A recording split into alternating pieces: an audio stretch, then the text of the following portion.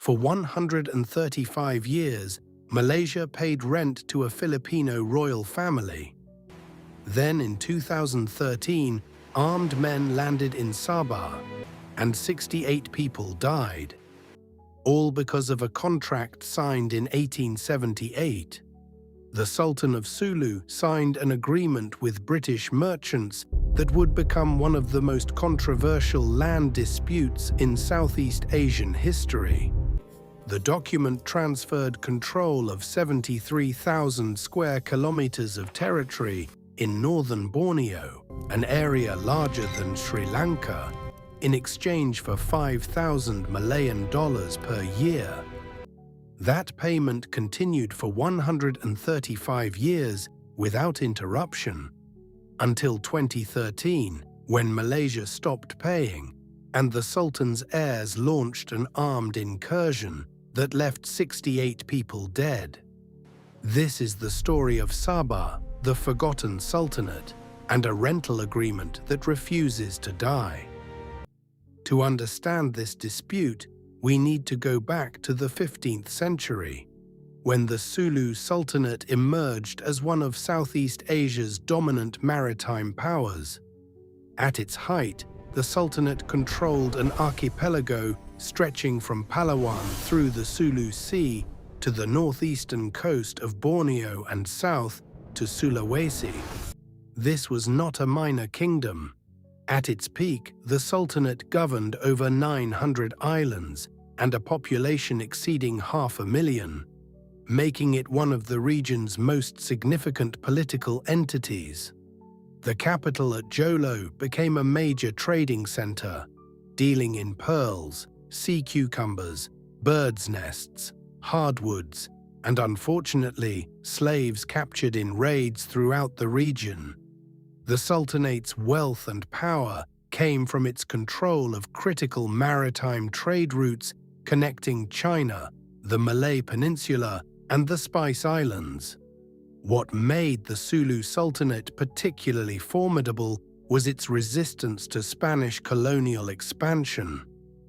For over 3 centuries, from the 1500s through the 1800s, Spain attempted to subjugate the Sultanate and never succeeded. While Spain conquered the northern Philippines relatively quickly, the Muslim sultanates of Mindanao and Sulu remained effectively independent. The Sulu forces excelled at naval warfare, using their intimate knowledge of the archipelago's geography to conduct raids and then vanish among the islands before Spanish forces could respond. Before we go deeper, our goal on this video is to get 500 likes, and share your thoughts in the comments. Subscribe to the channel and share this video.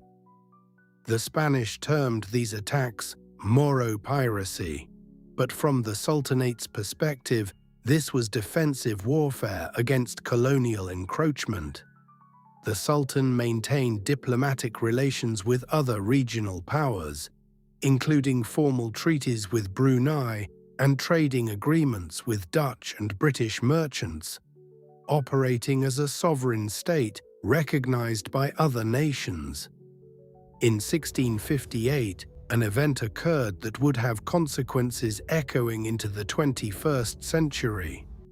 The Sultan of Brunei faced a serious rebellion that threatened his throne. He requested military assistance from his ally, the Sultan of Sulu. Sulu forces helped suppress the rebellion, and in gratitude, the Sultan of Brunei ceded the territory of northern Borneo to Sulu. This transfer was formalized through traditional protocols recognized throughout the region.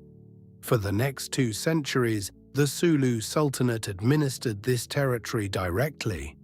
They appointed governors, collected taxes, established settlements, and exercised all the functions of sovereignty.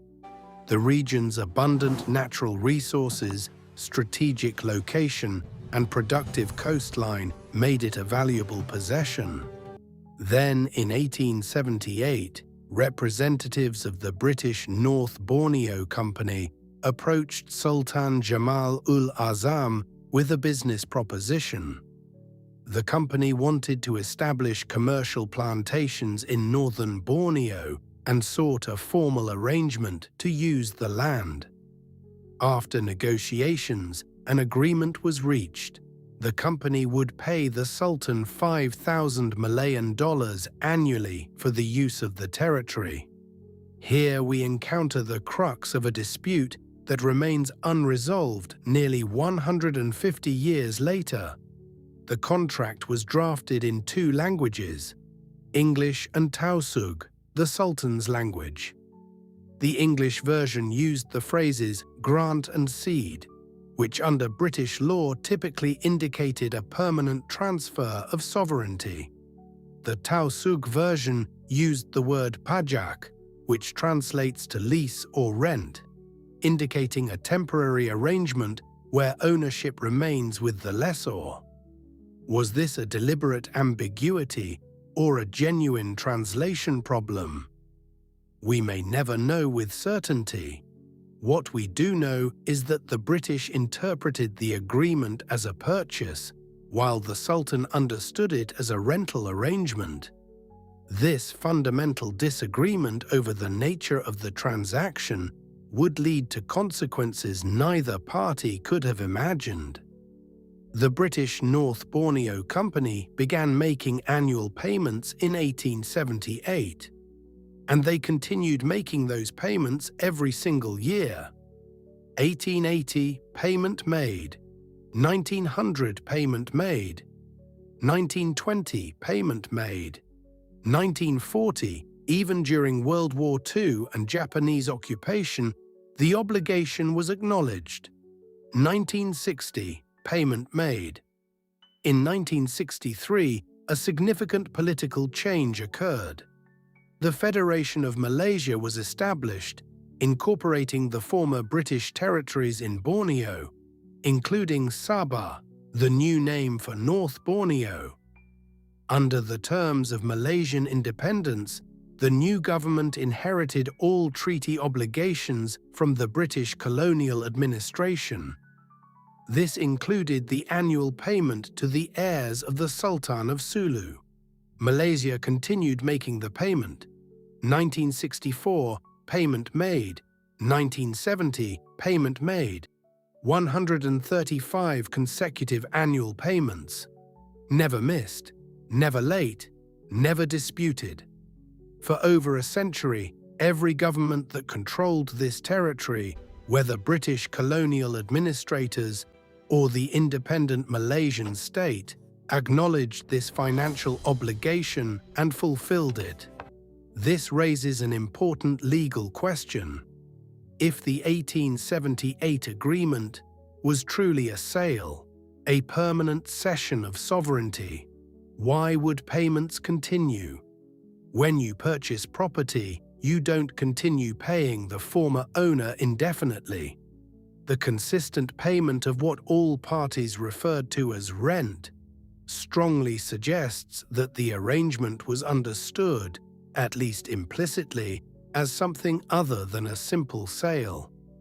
Legal scholars have noted that under international law, continuous payment over such an extended period creates a presumption.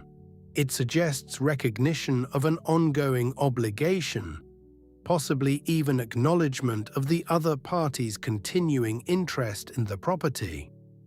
Malaysia's official position was always that these payments were voluntary, a gesture of goodwill toward the descendants of the old Sultan, with no legal significance. But the fact that the payments never stopped for 135 years suggests something more substantial than mere goodwill. By the early 21st century, Sabah had become one of Malaysia's most economically important states. The region produces significant quantities of petroleum and natural gas. Palm oil plantations cover vast areas. Timber exports generate substantial revenue. Tourism to pristine beaches and coral reefs brings foreign currency. Sabah's annual economic output exceeds $40 billion. Meanwhile, the descendants of Sultan Jamal ul Azam, now numbering over 300 recognized heirs, continued receiving their annual payment of 5,000 Malayan dollars, equivalent to approximately $1,500 in modern currency. The disproportion between Sabah's economic value and the rental payment had become absurd. In 2013, the Malaysian government made a decision. They stopped the payment. For the first time since 1878, the annual remittance did not arrive. Malaysia's position was clear. The claim was historical curiosity, not a valid legal obligation. Sabah was Malaysian territory, recognized internationally, integrated into the Malaysian Federation for 50 years. The payment would not continue. The Sultan's heirs responded with legal letters, then formal demands. They argued that continuous payment for 135 years constituted legal recognition of their claim. They demanded either return of the territory, recognition of sovereignty, or compensation reflecting Sabah's actual economic value, which they calculated in the billions of dollars. Malaysia refused to negotiate, and then, on February 20, 2013, 235 armed men landed at Lahad Datu on the coast of Sabah. They carried the flag of the Sulu Sultanate. They announced they were not invading foreign territory. They were reclaiming their ancestral homeland. The Malaysian government faced an unprecedented situation. Armed men claiming to represent a sultanate that had not existed as a sovereign entity for over a century were occupying Malaysian territory, asserting a legal claim based on a 19th-century rental agreement. The standoff began peacefully, but the potential for violence was obvious from the start. Raja Muda Azimuddin Kiram, the leader of the group, was 74 years old. He was the younger brother of Jamalul Kiram III, who claimed the title of Sultan of Sulu. The Raja Muda, which translates to Crown Prince, had spent his life maintaining the historical records and genealogical documents of the Sulu royal family. He genuinely believed that Sabah belonged to his family and that Malaysia had no legitimate sovereignty over the territory. The men who accompanied him were not professional soldiers.